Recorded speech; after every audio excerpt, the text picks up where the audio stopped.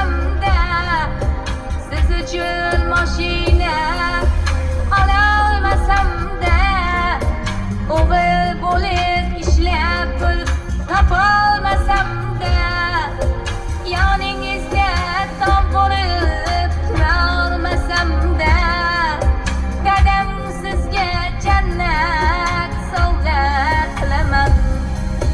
Dadam sizga jannat sovg'a qilaman.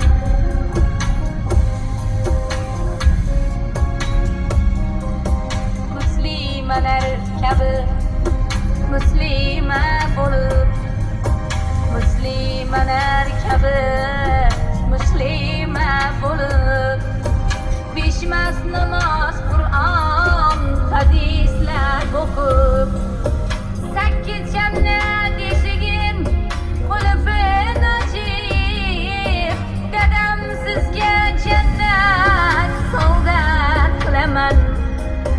8 jannat eshigin qulfin ochib, dadam sizga jannat sovg'a qilaman.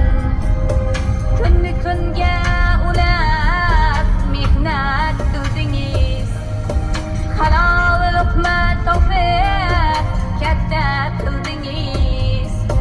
Payg'ambar sunnatin mahkam chiqdingiz, dadam sizga jannat sovg'a qilaman. Dadajon sizga jannat sovg'a qilaman. Dadam sizga jannat sovg'a qilaman.